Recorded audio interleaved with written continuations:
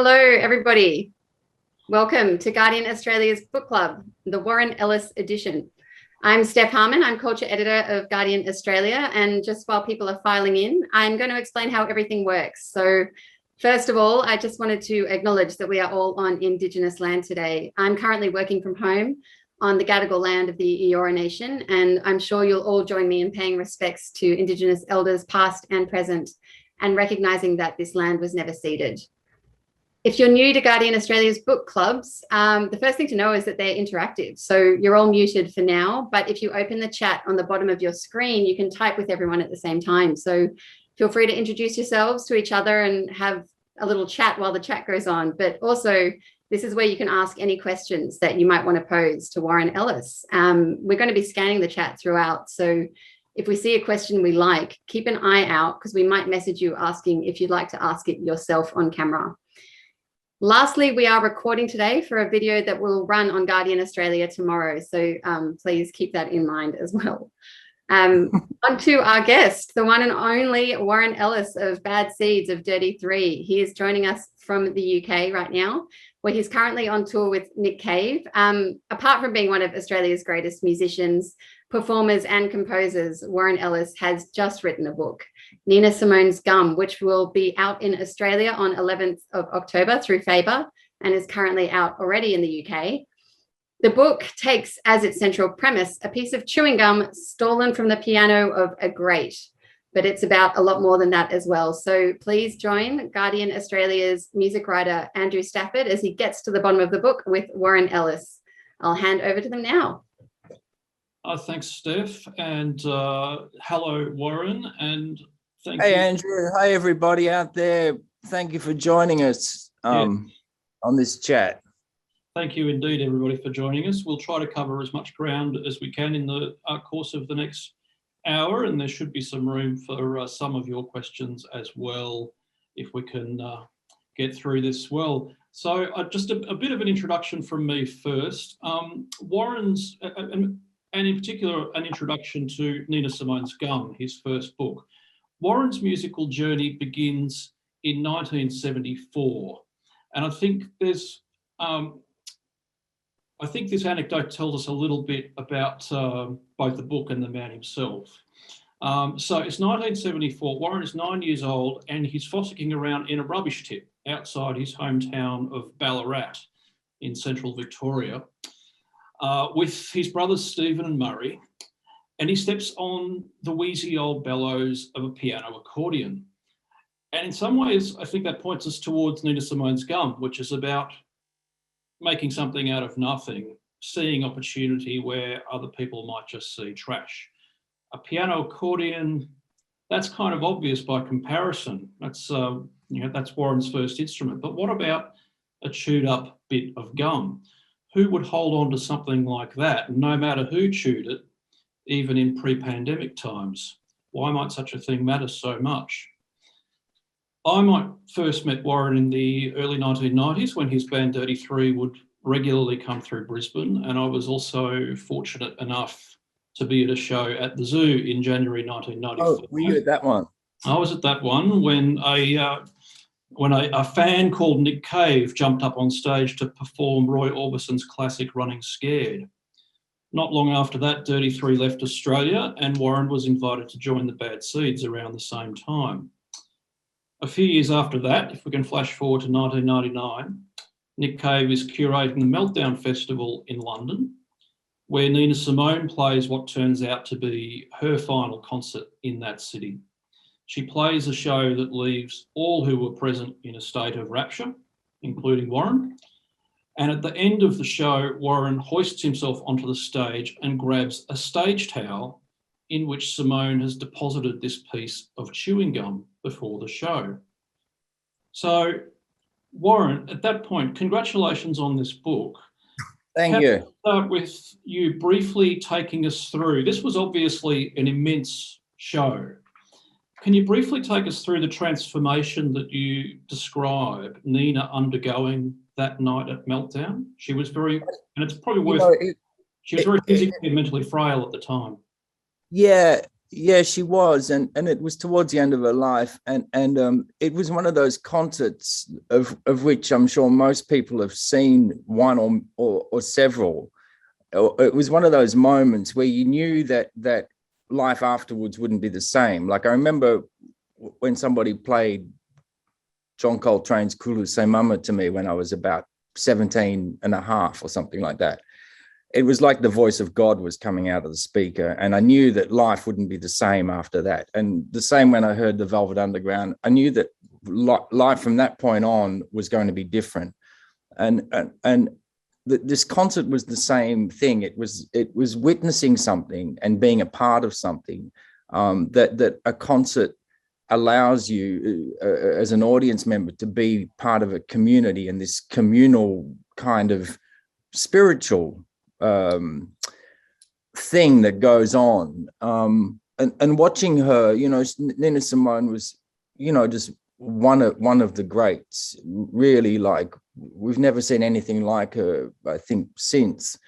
And to see her in that state where you could feel that, like, this real sense in the audience that she probably wasn't even going to be able to perform. And after after her sort of walking on stage, Nick introduced her and she walked on stage and really struggled to get on stage. And she sort of made an announcement, sat down at the piano, and the first song was, you could see she was really railing against everything that was working against her. And then something happened and the shift happened and the room transformed, and I could see flames. I was just totally like tripping out on what's going on. And we watched her kind of rise above everything and just give one of the life-changing performances of my life. It was just extraordinary.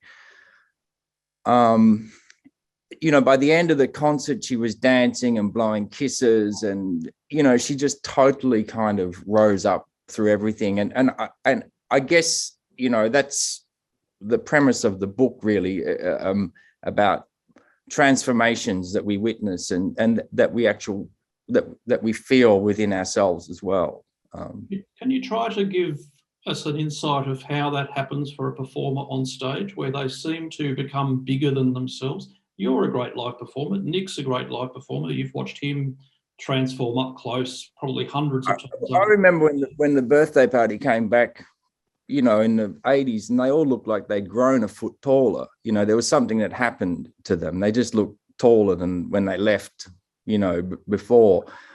I don't know what goes on stage. I've never questioned it. I don't even like to watch what happens on stage. I don't watch what I do. I always figured that it would make me self-aware and maybe like anxious about what I was doing. So the less I know about it, the better. I see photos. I've had to watch footage sometimes for live films, but it's a moment where I don't know. It's a moment that doesn't feel like it's part of life. It's very similar to taking drugs. Like, you get really addicted to it. There's something about it, the sort of energy of it, and also that the act of playing with people, like in a band, brings out something that nothing else does in life for me. It's the one moment where where I just get to kind of, I know if I can't play, then there's something really big going on in my life, that I can't deal with. Everything else just sort of stops. It's like in the studio, you have to leave everything at the door and just go in there for a purpose. And I don't know how to explain. I mean, I don't know how to explain the live feeling. It's just something when you walk onto a stage, something changes. It's the people in the audience. Even if there's two people there and one of them wants to beat you up and the other one probably wants to beat you up as well, as, I've had that happen too. Like, there's just an energy up there that's phenomenal. And there's something that happens on a stage. I've seen performers, who are well into their autumnal years, just put on the wildest show, and they've barely been able to get onto the stage, and something happens. What did you take from? We'll get onto the gum at the next question, but I just want to ask what you took from Nina Simone, what you took from her work and from her as a performer. Nick speaks of her. You have to remember that this was a time when you couldn't just look up somebody on YouTube. This was like the mid-90s. So, and this was something, a problem that not a problem, but it was something I realized writing the book, that there was very little witnessing of the concert. There's the photos that Blethen took, which, I knew he'd taken 1 or 2 photos, but it ended up he had 10 images. And as far as I'm aware, they're the only photos. There's no recording. Matt Crosby recorded it, but it was taken off him. So nobody knows where that is. There's no footage. I could find interviews with her around it and where she'd been. And I tracked down a few people to ask them. But there wasn't this, and that was reflective of the times. Like, you couldn't just go on and look up Nina Simone 1969 and see footage, because someone had to have recorded that off TV, or it had to be playing somewhere, or someone had to have a video of it, So my kind of, I guess my experience of Nina Simone was primarily through listening to records. And again, it was a time when I could barely afford to buy records. So most of my records came from bargain bins and things like that, So I didn't even realize the stuff that I loved of hers was from later in her life. I'd never heard My Baby Just Cares or Wild Is the Wind. I heard Emergency Ward and Black Gold, that record. I didn't really have a sort of sense, even chronologically, of her career. But there was just something, and then Mick Geyer, actually, who's in the book. Mick Geyer. About Mick a bit later, but carry on. Well, he sort of showed me some footage of her, because I'd only ever seen, I think I'd seen a clip of Revolution, her performing that. So all that to say that a lot of it was all in my head about what I thought she may or may not have been. I'd read some things about her, but it was purely emotional. And I think this is also the thing that music does for us. We respond. We don't know how to articulate what it is, but we respond emotionally to it. And I think writing the book, I realized that a lot of my life has been about trying to find some spirituality through music. It's been the thing that I've looked up to in a way, in a real spiritual way. Let's talk more about the gum. It's 20 years after the Meltdown show, and Nick's got this exhibition of stuff happening in Copenhagen, which was set to open in March 2020. And he asks if you've got anything of significance to add, and you offer up the gum as this kind of holy relic. How had it acquired this sort of mystical significance that went beyond the person that was attached to it? I think that, it's kind of in the book, I realized that as it was unfolding in front of me, as when I took the gum in the 90s, and I placed it was in a towel, and I sort of track its, the placement of it in the book, but I keep moving it around. I carried it with me in my bag, my briefcase, for a couple of years. But at that stage, it was really just something that I had that was kind of a personal thing, and it was my totem. And after a while, I just thought my whole creative output hinged on this piece of chewing gum. And I had it in the towel. I never looked at it. I didn't want to look at it because I didn't want her to disappear. It was what you couldn't see that was important, and that nothing could be everything. Like the last breath of Thomas Edison that's in the Henry Ford Museum. This beautiful idea that this test tube contains the last breath of Thomas Edison, and that it was the nothing around it that meant everything to me. So I didn't want to open it, and I didn't want to look at it. I probably did like maybe 10 times in 20 years. And when we discussed it on 20,000 Days on Earth, the documentary that Ian and Jane directed on Nick, it suddenly got into the imagination and it became real. And people were asking me questions about it, and they actually they thought it was just a joke for the documentary. But it was actually the only real thing. I mean, our discussion was real, but I was in some house that they rented for the day. I didn't even cook the meal, like it was, and everyone was questioning the validity of this statement, but that I had this gum. But the thing was that it took flight, and you could see it suddenly became an idea that people were getting underneath, and I was really moved by that. And it sort of went on. And when Nick asked me, if I had something, and I said, "Would you like the gum?" And he's like, "Man, that's what this is about. It's about that. We really need that." And so, we devised this thing of putting it on a marble plinth with a burglar alarm and all this. Like, I wanted it to be, I wouldn't let it go unless it was cared for in the correct way. And they guaranteed that they were absolutely, if you read the book, you'll see that everybody just was so moving the way that they kind of got underneath this and did the right thing by it. But I realized they were doing it because they were in awe of this piece of chewing gum as well. And I would see people, just well up in tears when they saw it. And the Hannah Uprichard, I wanted to get a copy made of it in case it got lost.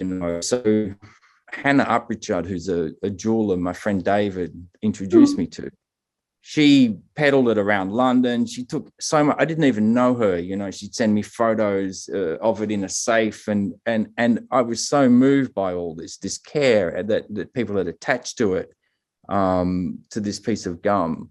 I think it was probably a discussion with Anne de Muller-Mister when he just said to me, "This is a holy relic. This is like a hair of Christ," that I couldn't believe what I was reading. And I know a lot of people have things that they attach a sentiment to, a pair of slippers or like a squash cigarette pack their boyfriend smoked before they died, and they've carried it in their bag. I've met these people, I know people have these things, but this had a worldly calling. Like when I presented the book in a 45-minute discussion around a table, Alexa, who was present, she welled up in tears when she saw it. I opened up and I just showed her one of the copies of it, and I found that really beautiful. That people could be moved. It spoke of what Nina Simone meant to them. I guess it was around then, up until that point, up until like 2019, I guess. And Anne was amazing. She's, the story's gone on. We've built a sculpture now. I talk about this, but, she made me this beautiful pendant to hold one of the copies and things like that. But what I loved about it was it ignited these things in people and bringing out their better self and love and care. Which I think is what the book at heart is about. Did you have love and care is needed for ideas to take flight? And I also realized too at some point when I reread it recently that I'm sort of saying that people are ideas as well. We are ideas. We have all this stuff in us, and it's who we come in contact with that brings out our better self. And an idea doesn't exist if it just sits in a cupboard or it sits in your head. You have to get it out. I detail things where I just say stuff like how to do a score for a Guillermo del Toro thing. But these things that if you don't get them out, they don't have a chance. And I think the gum for me embodies all that. The fact that I got it out into the world for people to share in and people to rally around and gather around. Did you have a sense, a kind of self-conscious sense of the absurdity of this as at the same time, that it was this incredibly disposable object that most people... I didn't, I never thought of it as disposable. I mean, for me, I never thought of it like that. It was only looking at it like as this was unfolding that I realized that, like it never even, people say, why'd you take it? Like it never entered my mind why I might have taken it. I just did it. Like there was no question about why I would do it. And it was in writing it when I sat down with Oren, like when he interviewed me, and because I had a real struggle. Like it was one thing to, I had this idea, it was in my head, pictures there's pictures in the book, and I had this storyboard, and I'd seen this beautiful thing happening in front of me, but to actually sit down and write it, and writing is something that I just haven't done since the early 80s, when I used to write about books that I'd never even read at university, and I'd attempt to kind of cobble something together. And I sat down with Oren, and he said to me, Warren, you don't see it, but this is about you. And I'm like, no, it's about the gum. It's about this thing that happened. And this, it's all about that. And he goes, well, you're the person that took it. And I'm like, well, of course I took it. Who wouldn't? And he goes, well, 2,000 other people didn't. And I was like, well, that's because they didn't have a chance. I was the first one up there. But it never dawned on me, I have a couple of things, that are important to me. But I don't sort of collect things from every famous person that I've seen and all this sort of stuff, like this was something that I just did impulsively. But again, there was no premeditation about it. Although when she did walk out chewing it, I just thought it was the most awesome thing that she was chewing gum, smoking a cigarette and standing there and just totally defiant and beaten. And I did register it, and clearly it made me jump up straight away to get it. So it must have been in my head that I wanted to get something if I could, Was that partly the act of chewing the gum on stage, this celebrated singer chewing the gum on stage before performing and taking it out of her mouth, sticking it on the Steinway, this object of great high art? That's telling you straight away this is someone who doesn't care what anybody else is thinking. Well, she just never did. That was what was so awesome about her. She was just so defiant, outspoken, and, it's one of the greatest figures of last century. I've been thrown a question by Craig Dickinson. Craig, if I can go to you here, can you hear me? Yeah, I'm with you. All right, let rip, mate. Oh, g'day. I used to play in a band with Jim White called King Idiot. So hello to Jim. You were the saxophone player. That's right, man. How are you, mate? I'm cool. Hey, listen, did you ever hear from Nina's family about this whole project?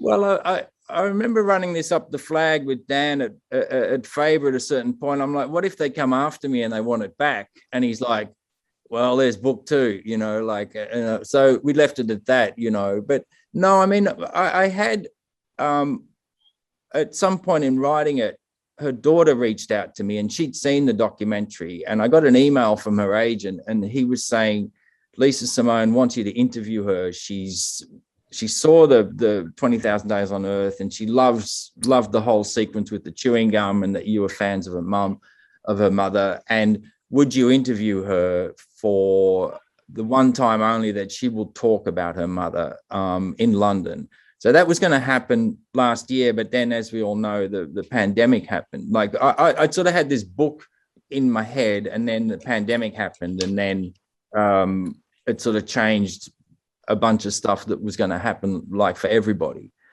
But I haven't heard. I mean, I one of the problems I had was getting access to getting some of the photos that I wanted, and Nina Simone's estate is in such disarray. It's very difficult to get in there. So I don't know if they come after me. Maybe we'll there's book 2, like Dan said. I did an interview on the radio, and the South Bank heard it, and they quickly jumped out of the car and jumped in a payphone and called Faber and said, look, you know, we want to acquire the gum. We've just heard the interview. So what I would like is for it to be in a place where anyone can see it who wants to see it. At the moment, it's in a safe in the Royal Danish Library. It may go on tour, depending on what happens with Nick's exhibition. But if it doesn't, I don't know what to do with it. I don't want it, because it'll just end up like in the bin when I'm gone.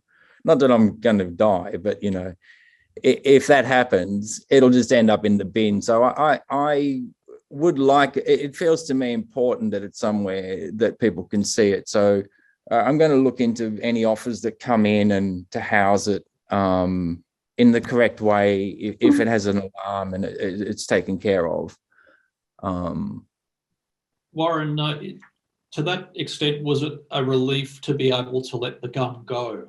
This is one of the hardest aspects of collecting anything.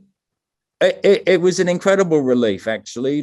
But what gave me the relief was knowing that it was, I don't know how, but it landed in the right hands and it attracted the right people. You know, I mean, I could have taken it to another jeweler who just took it to a molder and they just said and destroyed it, you know, because the reason Hannah ultimately made it herself was nobody could guarantee they couldn't sort of damage it in the making of it, of the copy. So and the book is about that, how ideas draw the people that are needed to them to take care of it.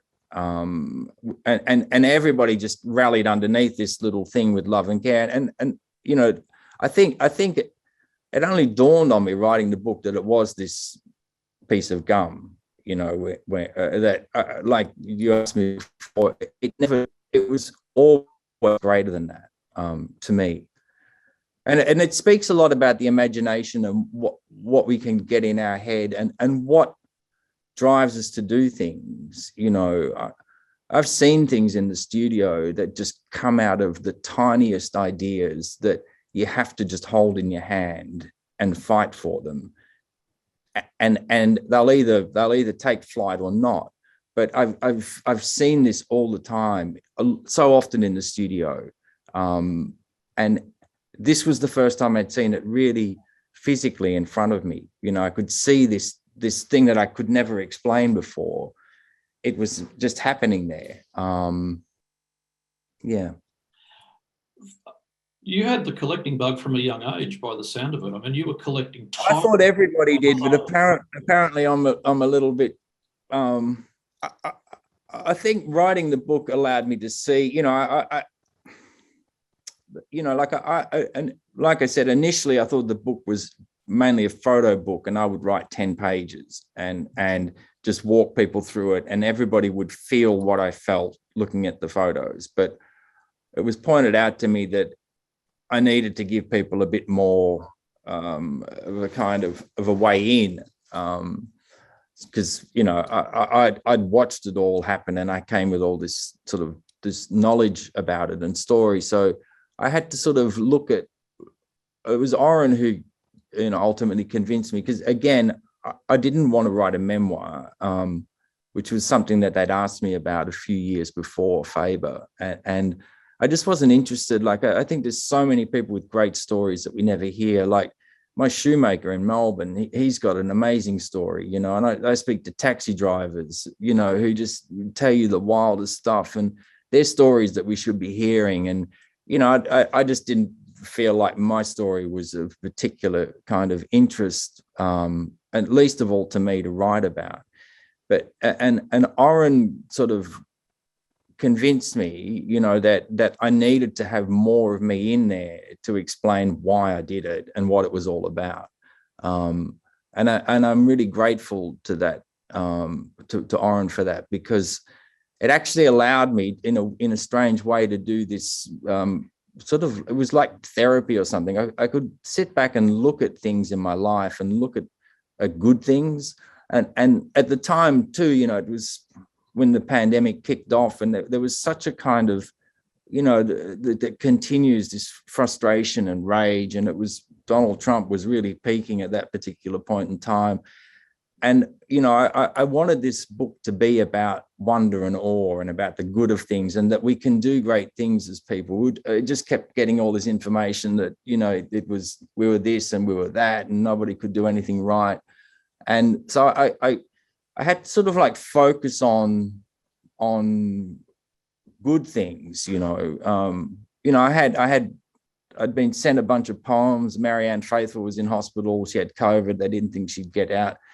And I suddenly got sent these poems at the same time of her reading romantic poems. And I just heard them, and they just exploded with such wonder and awe. Like the words took flight, and I'd just stick them on, and I'd just throw music down and play it, and then just sit there and write, you know, with this kind of, you know, like, or not write, you know, a lot of the time I'd sit there in a state of total anxiety, and then I'd have to call somebody and say, like, whoa, like, I don't know what to do. And yeah, I was going to ask you about this, Warren, because, you know, you're someone who doesn't write lyrics, and you do confess in the book to being quite overwhelmed at times by the time. Yeah, it was incredibly overwhelming. Like, I think if somebody had said to me, this is what's going to happen, you know, this is how it's going to work, I probably would have said I can't do it, you know, when the process is actually really long and involved and requires a whole lot of going back over things, which I'm not particularly good at. You know, I never listened to the first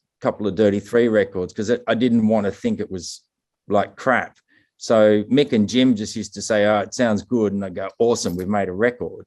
I didn't want to kind of like, no, it wasn't what I thought was going on in my head. So I think doing scores and things like that, soundtracks, enabled me to kind of be more, I guess I got to an age where I realized that I needed to actually edit and kind of look at things if I was going to evolve further as an artist. And that I think came with age, and also a realization that I was going around in a circle, like sort of the end of the 90s and stuff like that. But yeah, this was a very new experience for me, because I also realized that, you know, my output has just been musical, instrumental, and I've never felt misunderstood, you know, like I said before, music speaks on an emotional level to people, and we don't even have to have a language. You either like it or you don't.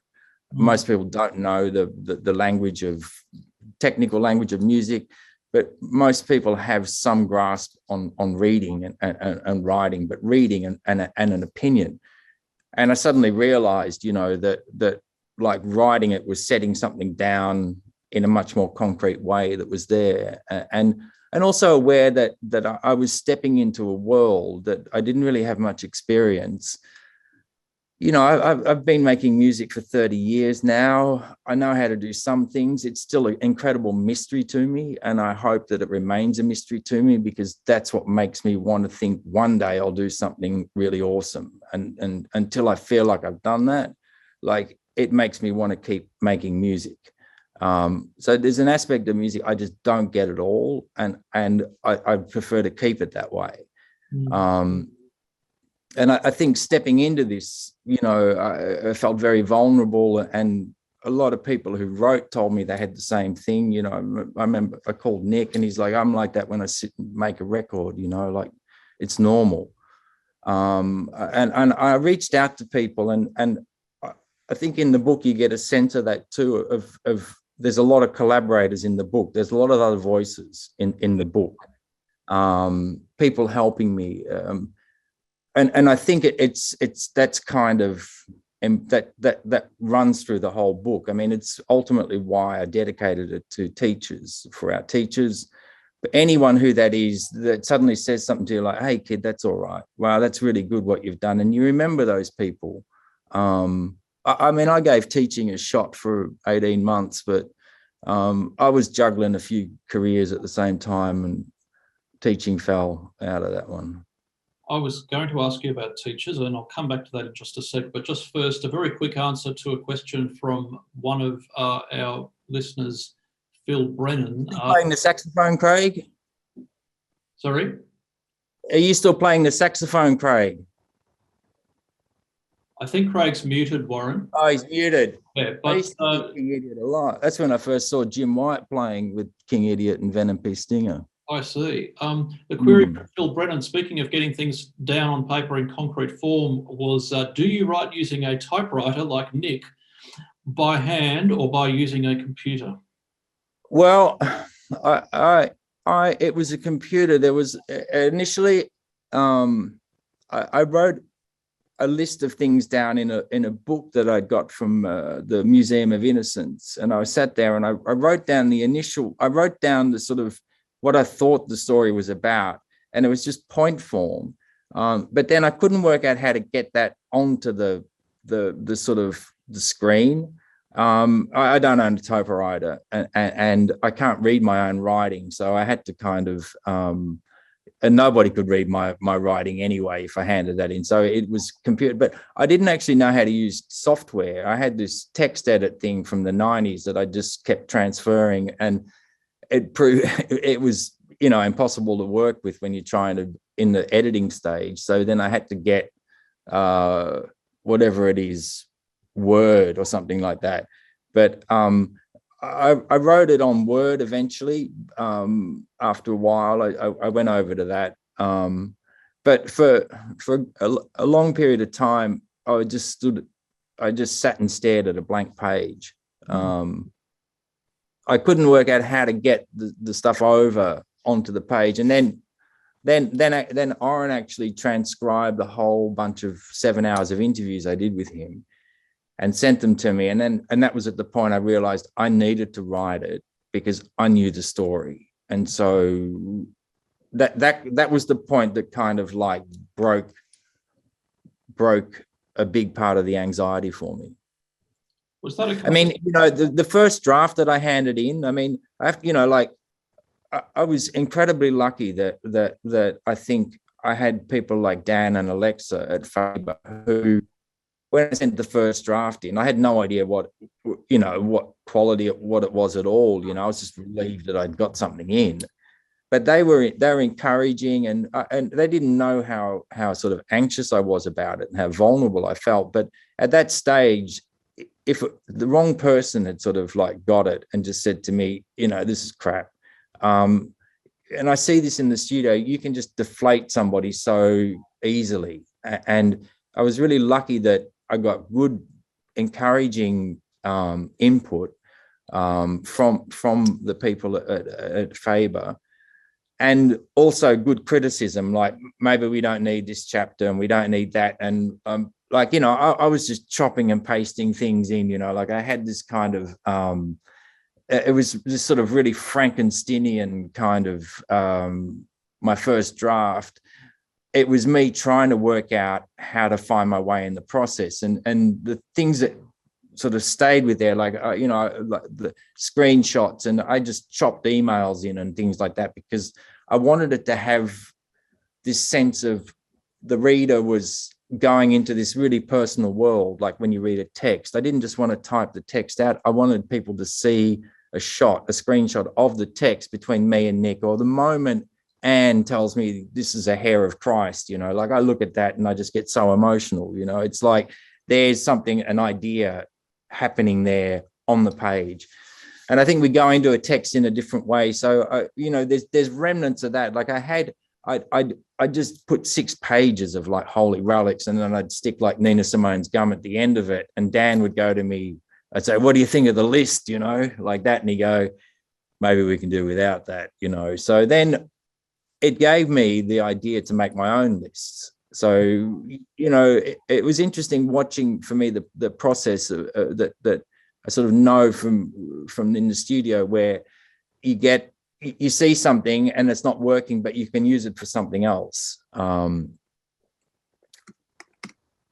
just speaking of teachers, who you dedicate the book to, I thought I'd ask you to tell us a little bit more about Mick Geyer. He's a name that not many people here will know, but if we're lucky, we all have a Mick Geyer type figure in our lives. Yeah, I think it's not really about the name, but it's about the soul, and Mick was that kind of person that I think certainly somebody like me, you know, I wasn't some fully formed, you know, it's blatantly clear from the book. I wasn't some fully formed person like at 14, I'm going to be in a band, I'm going to do this, you know, like, I mean, in many ways, I still have problems writing musician on like visa forms and things like that, you know. Musician seems like such a noble job to me, like writer, you know. That was the thing that we all wanted to, you know, like in the 80s and that, it was just like writers, musicians, you know, they were the noble things and noble professions, and doctors and stuff. But I still have an issue writing that down because I somehow feel like I'm not worthy of that title. But people like Mick, they allowed me to see something, and people I've worked with all my life, Jim and Mick, Nick, Bad Seeds, you know, if I hadn't crossed paths with them, it's why, to go back to that idea of us being ideas, there clearly was something in me that needed other people to bring out. I mean, you know, I could get up on stage and spit and jump and, you know, do a high kick and, you know, make a racket and all that stuff. But I needed people to bring out that potential in me. You know, I'm really aware that my sort of whole creative career could have been at a very different place now if I hadn't met these people. And however that happens, and I don't know how it is, you know, it's this idea of us being an idea waiting to happen, you know, and that engaging with other people allows us to evolve and realize our better self. And Mick was really important to so many people. Mick kind of could tell you stuff to listen to. I think that we all hopefully have someone like Mick in our lives, or several Micks, you know. That was the one thing that was quite hard. I just wanted to have a picture of Nina Simone and Mick Guy having a smoke together. I mean, it probably means nothing to anybody, but that page is one of my favorite page of images. But to get I had a picture of Nina Simone smoking a cigarette, and it caused me so much grief that we just used another one in the end, trying to get through to the estate, just a screenshot I'd taken off an interview with her just around the time of the concert. Another person who looms large in the book, a key figure, is Arletta. Yeah. Fans of yours will know Arletta was the Greek singer famous for the song Once I Remember, which Dirty Three covered on Horse Stories and was part of your set from the beginning. That song seems to, reading your book, that song really seems to have soundtracked your life, or adult life, almost like a kind of, it's been there whenever you've needed it. Yeah, I guess, you know, like, you know, we know that there's songs that we can listen to and they remind us of a time or a moment, or they've been healing, or they've been like really great for energy and things like that. You know, like I can get a song and stick it on repeat and listen to it like 50 times because I just want to keep feeling that 3.5 minutes over and over and over and over again, much to a lot of people's frustration. I generally tend to do it on my own these days, but I love listening to a song over and over again just to relive that moment that I'm feeling within it, you know. I've actually been doing that in the last couple of days with Once I Remember, just preparing for this interview. Have you? What did it mean to you to meet her in 1999? That was only well, it was a shock actually, because I didn't put this in the book, but when I was sent the tape, it came with this sort of instruction that said, like, you know, this is a really famous singer, and she put out 2 records and killed herself. So I had this whole big thing about it, you know. I'd be sitting playing it in the street, thinking of this woman killing herself and this thing, and I didn't even know what the song was about at all, but it just spoke to me in a way and helped me. I didn't realize I'd had, you know, like a nervous breakdown at the time or something, you know, like I was absolutely gutted, and I was standing in the streets and it's just like miserable, raining, but when I played that song, just everything stopped, and I could just sit there and play it for like half an hour, and it really had some healing effect on me. And I also had this whole thing of her, she killed herself and all this, and here I was, you know, little bush ranger in the streets of London playing or whatever, you know. And when we played in Greece, when we opened for the Bad Seeds with 33 in 95, as soon as we started it, the whole place erupted, you know, and started singing along. And it was just generally kind of like one of those moments where you're like, whoa, like that. And afterwards, someone came up and said, "Oh, how did you know that song?" And I was like, "Well, you know, I got sent this tape and blah, blah, blah, like that. And what a sad story, you know, that she died, she killed herself." And this guy just goes, "What are you talking about? She lives like 5 minutes from here. She's alive." And I'm like, "No way." And so he's like, "Yeah, do you want to meet her?" And so the next time we went back to Greece a few years later, I met her. And that was, I mean, I sort of write about that in the book. The meeting her was amazing. And that was a thing in the book that, you know, I realized I had these things like her marble that she'd given to me that day, that I met her, that I've just carried in my case, every case. And it triggered the thing too with Dave's postcard in there that, you know, and I didn't go into a lot of detail with that, but you know, that Dave's postcard that I had in my case, that was my way of staying sober, you know, based on a kind of this card and the intentions and the sort of, I don't even think I realized how much I loved Dave until after he died. Like, I know that, like, you know, I knew him for a couple of years, but there was something about this postcard, and it's now in the performing arts thing in Melbourne somewhere in there, unless they've used it for the Kylie Minogue exhibition as a placemat holder or something. I'm not sure, but a coaster for a cup of tea maybe. That card was enough for me to kind of like focus in on and remain sober. And there's absolutely nothing there. It's what I build around it. And I think we have these things, we can construct these safety nets, and we can construct stuff totally in our imagination. And I think a lot of us, do it. And that help us to for me, help me to define my place in the world and kind of work out what's going on. I mean, you know, the amount of sort of teaspoon collections you see in thrift shops that, you know, meant the world to somebody, and then they're just like sort of thrown out for 50 cents or something like that. And I have a question here from L. Woods, who says, "Your struggles are well documented. What is it that really gets you through, and what would you say to someone struggling with the same?" I'm not so sure my struggles are well documented. Like I was really, I'm not sure what struggles they are, but I never wanted to be seen like that's what I was, you know. I never used to, and maybe they are, I don't really know, but I didn't want that to define me, you know, because I'd seen that happen with people and you just can't escape it. So for me, it was always just about the music and making it, playing, and the people I worked with and what was coming out. So, but maybe they are well documented. I don't know. But what was the question? The question was in relation to what you would say to someone who was struggling with the same, but I'm not necessarily sure what the questioner is alluding to there. So.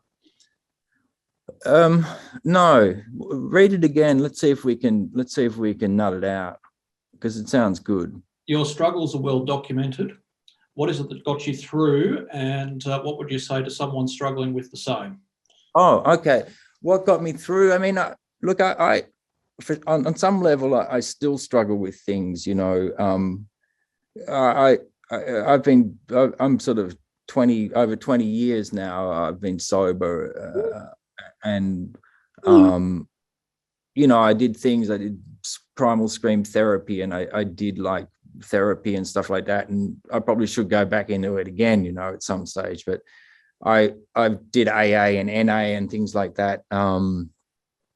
I just think whatever it takes, you know. I think that, but the decision not to make light of it is actually the most important thing, is making the decision and then sticking to it, would seem to be the important thing. And in the book, I do write about that I realized that there was a time where it was one way or the other, and whatever I did, I had to follow it through to its logical conclusion. But, you know, like, even as recent as, like, you know, like 12 months ago or something like that, I just found myself sitting there and I just knew I was going to break. And I went and bought a packet of cigarettes, you know. And the thing that and I hadn't smoked for 20 years, you know, and I had to release something. And I think that's the kind of concern with this stuff. Like, I always know, like, say with drinking or drugs, I know that I can see where it will go and I don't want to be there. So I can usually quickly diffuse. I mean, this is after 20, I'm not saying it's that simple, but I can sort of like look ahead and I go, I know where that is. And I know that I'm going to jump back into it as sort of like, you know, voraciously as I was last century. So I don't want that. And I know that I would not have done creatively what I've done since that point. And that's, you know, all I can say is that your life will improve if you can work through it. Warren, if we can just return to the subject of Nina for a moment, what makes her still matter? I'm touching also on a question by Todd Slater here. And Nick spoke in his introduction to the book about what he called her artistic disobedience.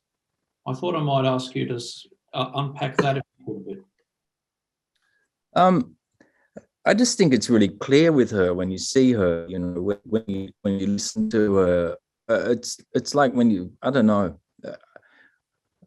I think it's like trying to explain what your music is about. Like it somehow diminishes the what you're talking about. You can never do it justice. I mean, actually feeling Nina Simone, you know, like on some level, feeling what she's doing is the answer to that, you know, like, and you either get it or you don't. But, you know, like, I mean, you know, she was just such a kind of powerful voice in that time in America, you know, when civil rights were in full swing, Martin Luther King, there was so much stuff historically going on. There were really big moments, and she was just there, like at the front like this, you know, with a like fist in the air until the end. I mean, it's an amazing image, that photo of her just like that, you know. She was a formidable figure by the sound of it, right up until the end, if some of the stories from that meltdown appearance. Yeah, I mean, you know, you wouldn't want her not to be, would you? You know, like, I mean, really, like, you know, of course she was. And was writing this book a kind of act of letting go as well? We talked about the physical act of letting go of the gum. Do you feel like having written the book, you've got it out of your system in a way? I think I got something out. Yeah, I definitely did. Like I said, it allowed me to look back. You know, you can look back at moments of your life with a certain light and feel like that defined it. But writing this allowed me to draw a thread through things. And I think for me, the moment came when I called my older brother and asked him about this sort of story that I start the book with, this sort of witnessing of clowns in the back garden when I was really little, and with him. And to get that affirmation from him that he remembered it exactly the same way, and that he could see me as a 5-year-old kid sitting there with this light on me, and that I could see him as well. And we'd been estranged, you know, for a long time. And when I put the photo of me and my two brothers there, I suddenly realized that that kid sitting on the bed watching those clowns is the guy that you see on stage.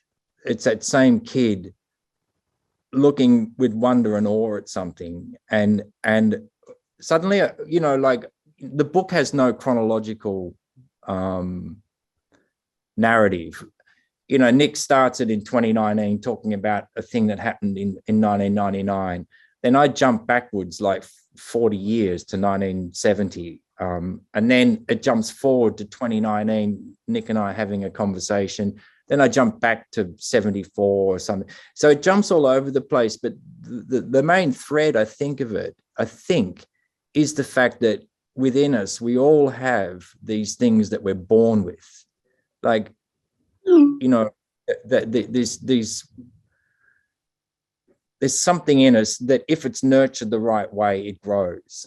And I realized that looking at when I put that photo in there, and I saw that kid in the photo was still the same person.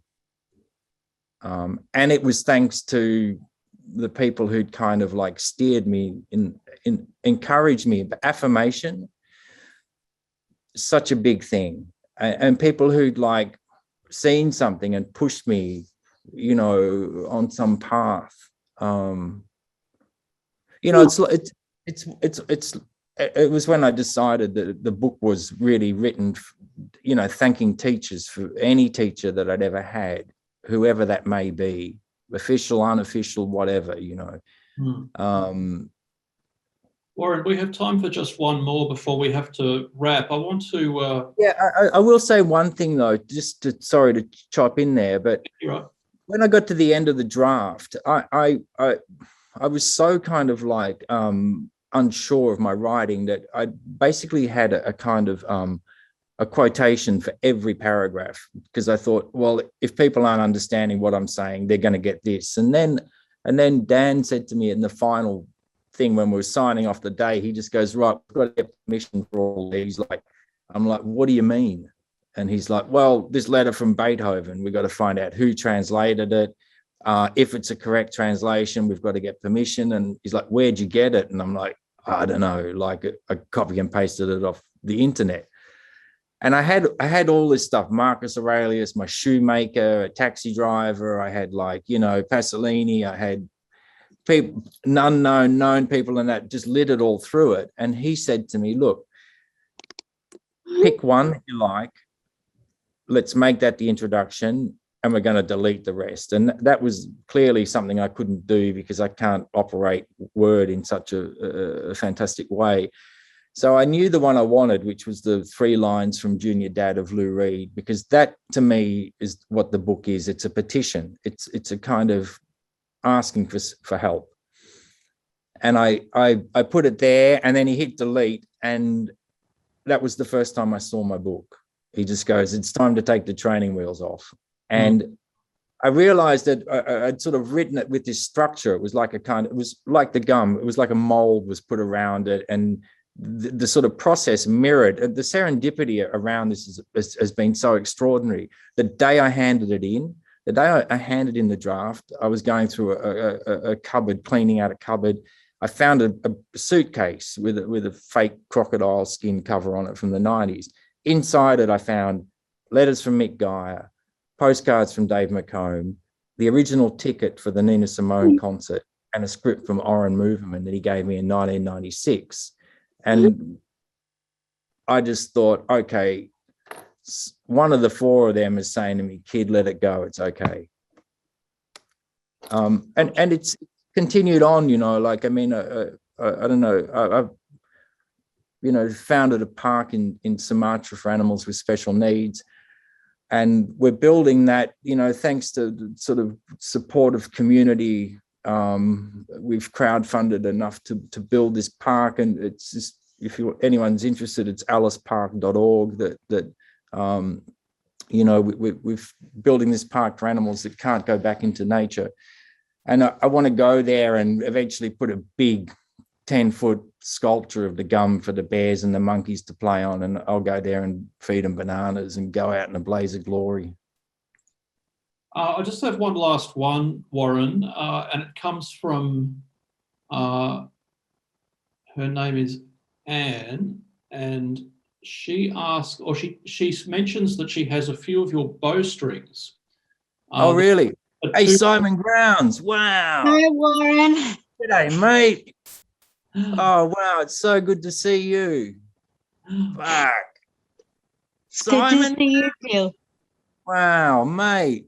Shower scene from Psycho. Fuck. Oh, whoa, man. I've just seen Anne come up on the screen there. Hey, Anne. Anne says Hi. she says she's got your bowstrings in a locket and in a locker, and it means so much to her.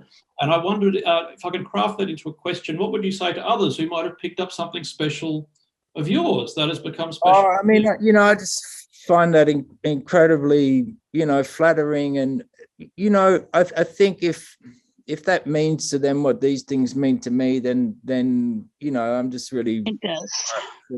yeah, I feel really, it's really moving, like, I mean, you don't set out, I certainly didn't set out to have an impact like that on people. I just have tried to keep doing what I do in the name of moving forward, and I landed in something that I love doing, and I'm grateful for that every day. I do something that I still love, and the day I don't, well, then I should stop. That sounds like a really good place to wrap it up. We're out of time. We've been warned that Warren has a hard stop on time here today, so I've got a bit. I'm on tour in the UK, but I just like to say to everybody out there in Australia that I really feel for you at the moment. I've been, watching what's going on. I was talking about this before. I really feel for you all at the moment, and I hope there's some light at the end of the tunnel, because we're sort of back into things a bit here. It's very strange. We're out touring, but I just, I'm really aware a lot of you are in lockdown and that it's been really brutal. So you're really in my thoughts, and I hope you're hanging there, and, we'll see you on the other side. Thank you very much, Warren. I'm sure that means a lot to everybody here, and hopefully, yes, we have brightened a few people's lockdown evenings. Steph, I think I should throw back to you at this point.